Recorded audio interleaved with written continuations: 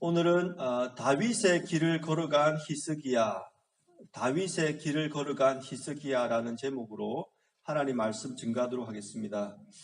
오늘부터 몇 주 동안 히스기야에 관한 말씀을 함께 나누고자 합니다. 주일학교를 어릴 때 다니신 분은 혹은 또 성경에 관심이 있으신 분은 유다 왕 히스기야에 대해서 많이 들어보셨을 겁니다. 여러분은 히스기야 왕을 떠올리실 때 어떤 생각이 가장 먼저 드십니까? 이 히스기야 왕은 이스라엘 역사에서 참 특이한 왕입니다.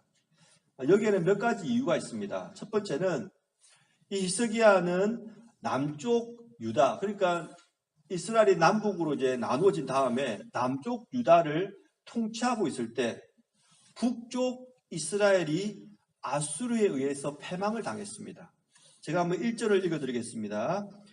이스라엘의 왕 엘라의 아들 호세아 제3년에 유다 왕 아하스의 아들 히스기야가 왕이 되니, 여기 보시면 이스라엘 왕 호세아라 되어 있죠.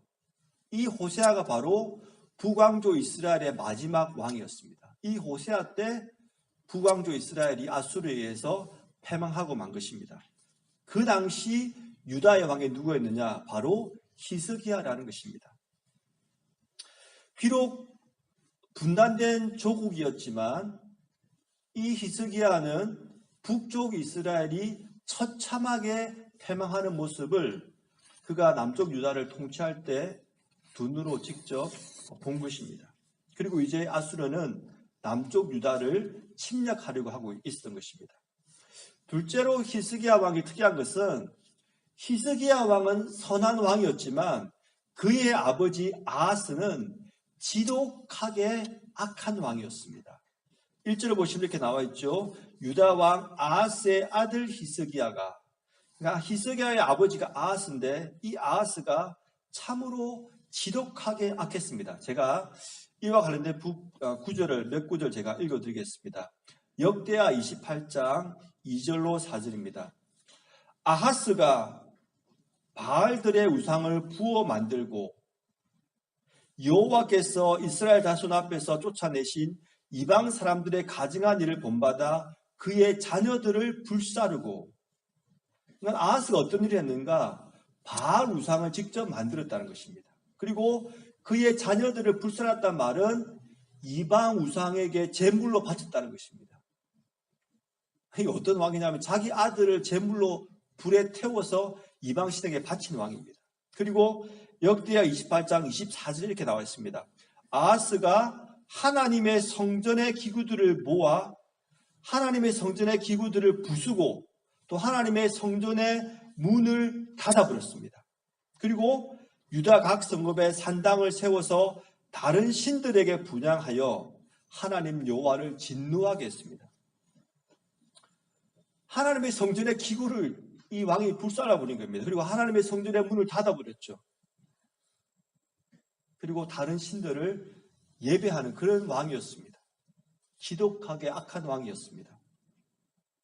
그런데 히스기야가 특이했던 것은 아버지 아하스는 이렇게 악한 왕이었지만 이 히스기야는 이스라엘 역사상 최고의 찬사를 받은 왕 중에 한 명이었습니다. 제가 3절 말씀을 한번 읽어드립니다. 히스기야가 그의 조상 다윗의 모든 행위와 같이 여호와께서 보시기에 정직하게 행하여. 한국에서 대통령으로 선출된 사람에게 가장 큰 칭찬이 뭘까요? 그것은 바로 세종대왕 같다는 것이 가장 큰 칭찬일 겁니다. 그죠? 그리고 미국에서는 어떻죠? 아브라함 링컨 같다는 것이 가장 최고의 칭찬일 것입니다. 이스라엘은 어떻습니까? 다윗과 같다는 것이 최고의 찬사입니다. 그런데 이 찬사를 히스기야가 지금 받은 것입니다. 성경을 연구해 보면은 다윗과 같은 왕이라 이 칭호는 오직 4사람에게만 부여가 되었습니다. 첫 번째가 누구냐면 유다의 3대 왕 아사입니다. 아사가 그의 조상 다윗과 같이 여호와 보시기에 정직하게 행하여. 두 번째는 누구냐면 유다의 4대 왕 여호사밧 왕입니다. 여호와께서 여호사밧과 함께 하셨으니 이는 그가 그의 조상 다윗의 처음 길로 행하여. 세 번째 왕이 누구냐면 오늘 본문에 나오는 유다 13대 왕 히스기야입니다. 오늘 본문에 나오듯이 히스기야가 그의 조상 다윗의 모든 행위와 같이라고 기록하고 있습니다. 마지막 네 번째 왕이 유다의 16대 왕 요시야입니다. 요시야가 여호와 보시기에 정직하게 행하여 그의 조상 다윗의 모든 길로 행하고 좌우로 치우치지 아니하였더라. 그러니까 히스기야는 이 네 명의 가장 하나님께서 인정하시는 왕 중에 한 명이었습니다. 종합해 보면은 히스기야가 남쪽 유다의 왕이 되었을 때 북왕조 이스라엘이 패망하였습니다. 그리고 그의 아버지 아하스는 지독하게 악한 왕이었지만 히스기야는 다윗의 행위를 따른 선한 왕으로 평가를 받은 것입니다. 그리고 오늘 본문에 나오는 2, 9절에서는 왜 히스기야가 선한 왕으로 호칭을 받을 수 있었는지 여기에 대해서 설명을 해주고 있습니다. 크게 세 가지로 나눌 수 있습니다. 오늘 말씀을 통하여 우리 모두도 하나님 앞에서 이렇게 칭찬을 들을 수 있기를 바랍니다. 첫 번째가 뭐냐면 히스기야는 정직한 왕이었다는 것입니다. 제가 3절과 4절 말씀을 한번 읽어드리겠습니다. 히스기야가 그의 조상 다윗의 모든 행위와 같이 여호와께서 보시기에 정직하게 행하여 그가 여러 산당들을 제거하며 주상을 깨뜨리며 아세라 목상을 찍으며 모세가 만들었던 놋뱀을 이스라엘 자손이 이때까지 향하여 분향함으로 그것을 부수고 느우스단이라 일컬었더라. 여기 보시면은 여호와께서 보시기에 정직하게 행했다고 했는데 여기서 말하는 정직은 우리가 흔히 생각하는 거짓말을 하지 않는 정직이 아닙니다. 히브리어 본문을 보시면 하야사라고 되어 있는데 이 말은 무슨 의미냐면 여호와께서 보시기에 옳게 행했다 그런 뜻입니다. 출애굽기 15장 26절에 보면 이렇게 말하고 있습니다. 너희 하나님 나 여호와의 말을 들어 순종하고 내가 보기에 의를 행하며 여기서 의를 행했다, 옳은 일을 행했다 이때 사용된 단어라는 것입니다. 그러니까 오늘 본문 말씀에 히스기야가 정직했다는 것은 여호와께서 보시기에 옳게 행했다, 의롭게 행했다 그 말씀입니다. 그러면 무엇이 하나님 보시기에 옳은 것인가, 의로운 것인가? 그 구절이 바로 4절에 나와 있지요. 그가 여러 산당들을 제거하고 주상을 깨뜨리고 아세라 목상을 찍고 모세가 만들었던 놋뱀을 이스라엘 자손이 이때까지 향하여 분향함으로 그것을 부수고 느우스단이라 일컬었더라. 한마디로 말하면 무엇입니까? 우상을 유다의 땅에서 제거했다는 것입니다. 더 이상 유다 땅이 우상 숭배의 장소가 되지 않게 했다는 것입니다. 이것이 바로 하나님께서 보시기에 의로웠다, 옳았다 그런 말씀입니다. 그런데 4절을 보시면 4절 말미에 흥미로운 이야기가 하나 나옵니다. 그것이 무엇입니까? 모세가 출애굽하여 광야에 있을 때 노수로 뱀을 만들어서 불뱀에 물린 사람들이 구원을 받게 된 사건이 있었습니다. 그런데 그때 만들었던 놋뱀을 이 히스기야 시대까지 이스라엘 사람들이 가지고 있으면서 그 놋뱀에게 분향을 했다는 것입니다. 예배를 드렸다는 것입니다. 무슨 의미입니까? 그 놋뱀에 치료의 효과가 있다고 믿고 그를 치료의 신으로 놋뱀을 받던 것입니다. 이것을 히스기야가 깨 부숴버린 것입니다. 사랑하는 성도 여러분, 이스라엘 사람들은 왜 하나님께서 구원해 주신 그 구원의 상징인 놋뱀을 우상으로 숭배했을까요? 이것은 사람이 어떤 존재인가를 알면 우리가 그 해답을 얻을 수가 있습니다. 사람은 무엇인가를 예배하도록 창조되었습니다. 다른 종교의 신을 예배할 수도 있고 최근에 흔히 말하는 신학자들이 말하는 대로 돈을 숭배할 수 있고 아니면 집이나 어떤 미모를 숭배할 수도 있고 아니면 가족이나 자녀를 하나님의 자리에 올려놓을 수도 있다는 것입니다. 그래서 하나님을 참되게 만나서 하나님을 참되게 예배하지 않는 사람들은 하나님의 자리에 다른 대상을 올려놓고 예배하게 된다는 것입니다. 그 예가 바로 오늘 본문에 나오는 놋뱀이었습니다. 이스라엘 사람들이 하나님을 참되게 만나서 예배하지 못하니까 엉뚱하게 노뱀을 우상으로 섬겼던 것입니다. 이렇게 예배하는 인간, 이것은 우리 인간이 다른 피조물과 다른 점입니다. 동물에게도 한정적이지만 지적인 능력이 있고 정서적인 능력이 있습니다. 그렇죠?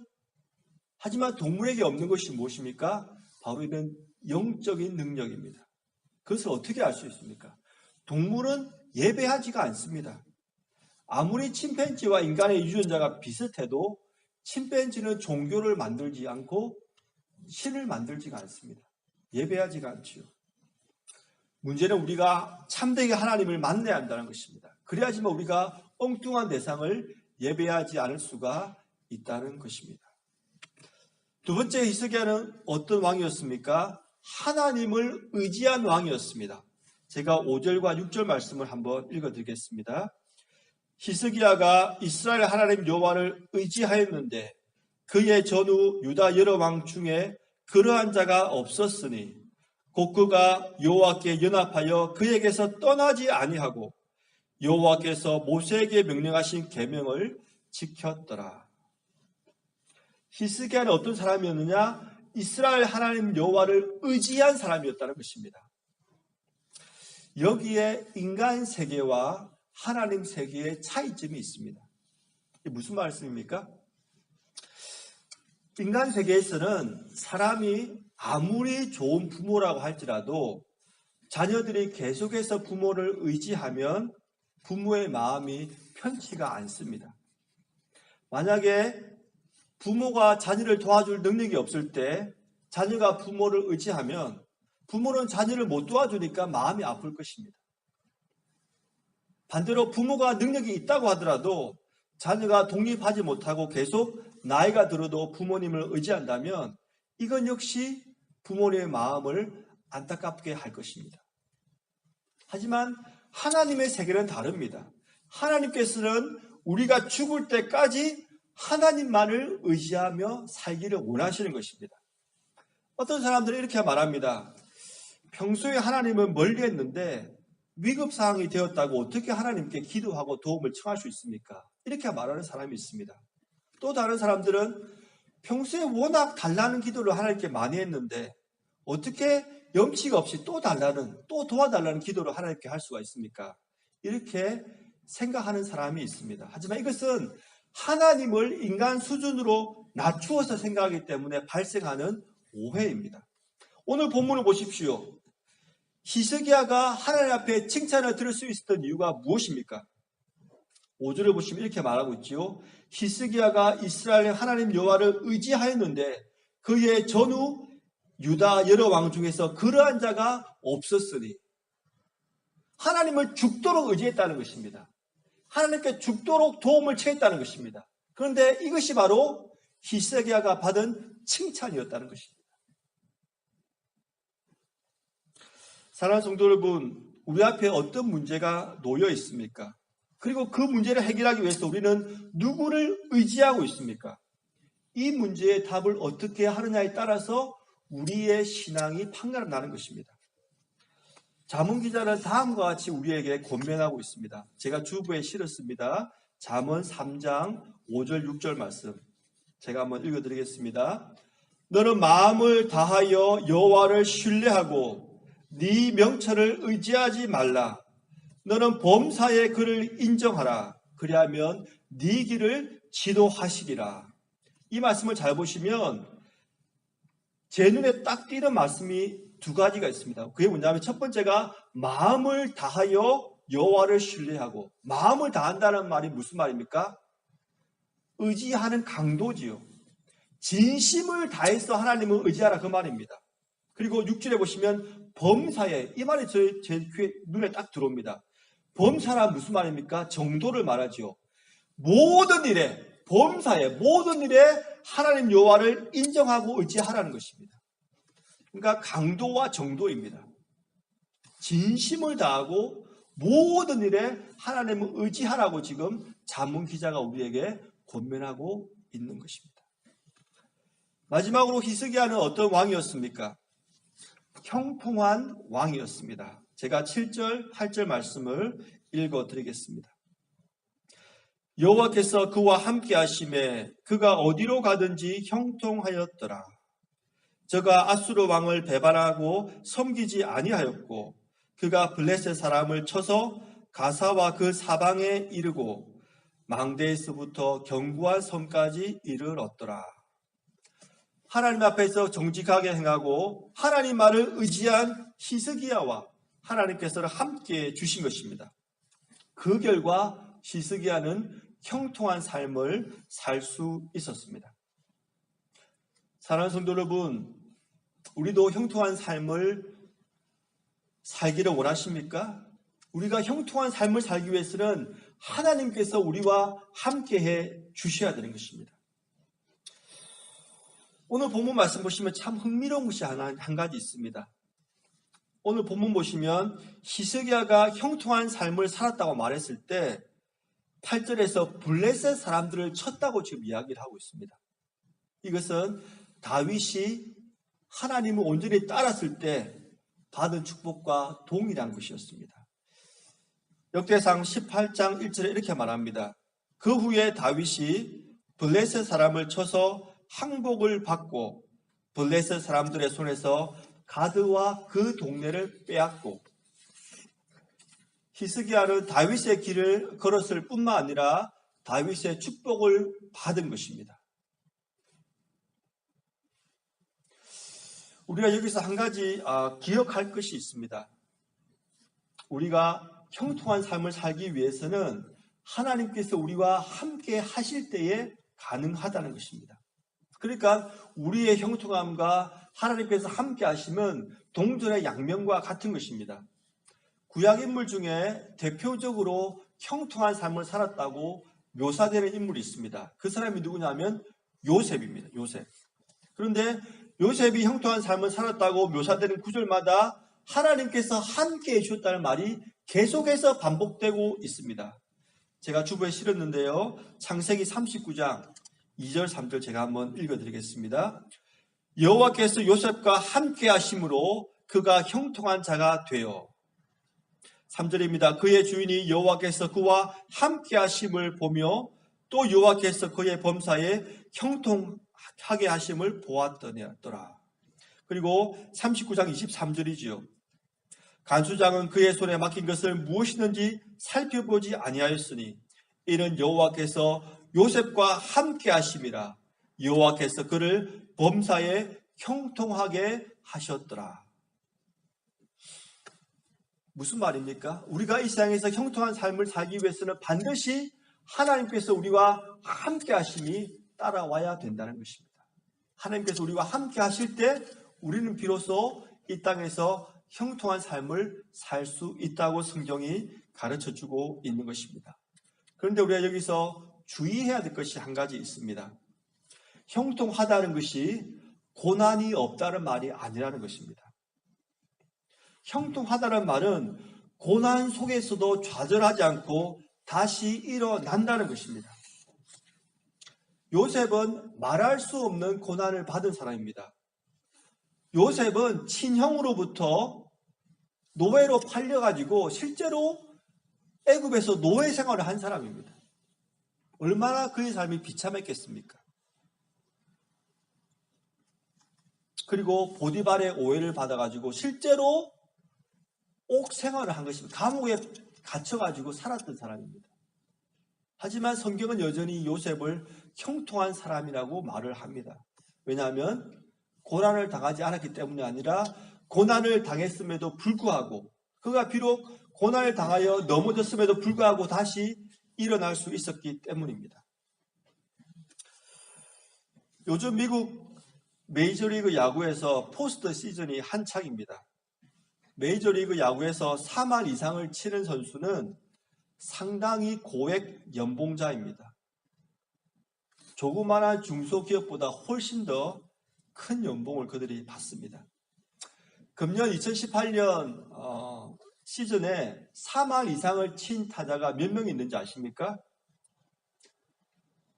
메이저리그는 양대 리그가 있는데 내셔널 리그와 아메리칸 리그가 있는데 양쪽 리그에서 8명밖에 없었습니다. 그러니까 통틀어서 16명밖에 3할 타자가 없었다는 것입니다. 메이저리그에서 활동하는 선수의 합계는 약 1200명입니다. 1200명 중에서 16명밖에 3할 타자가 없었다는 것입니다. 그래서 3할 타자가 어떤 타자냐면 10번 타석에 서가지고 3번밖에 안타를 못 만드는 사람입니다. 반대로 말씀드리면 7번은 아웃된다는 것입니다. 2배가 넘게 아웃되지만 좌절하지 않고 다시 일어나서 스윙을 하는 것입니다. 그리고 어떠한 사람도 3할 타자에게 7할을 실패했기 때문에 실력 없는 사람이라고 비난하지 않습니다. 마찬가지입니다.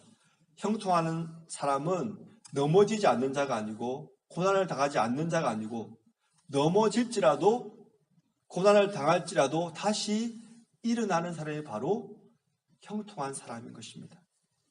오늘 본문에 나오는 히스기야도 참으로 고난이 많았습니다. 하지만 그는 그 모든 고난을 굴하지 않고 다시 일어난 것입니다. 가장 큰 2가지가 뭐냐면 아수르가 북이스라엘을 멸망시킨 다음에 남쪽 유다를 침공해 온 것입니다. 2번째는 자신이 죽을 병에 걸린 것입니다. 그 모든 고난 가운데서도 히스기야는 다시 일어났고 기필코 형통한 자가 된 것입니다. 이 부분에 대해서는 제가 다음 시간에 계속 말씀을 드리겠습니다. 말씀을 맺겠습니다. 히스기야는 국내외에 아주 좋지 않은 상황에서 왕이 되었습니다. 국내 정으로는 앞선 왕의 우상 숭배로 온 나라 전체가 우상으로 가득한 상황에서 왕이 되었습니다.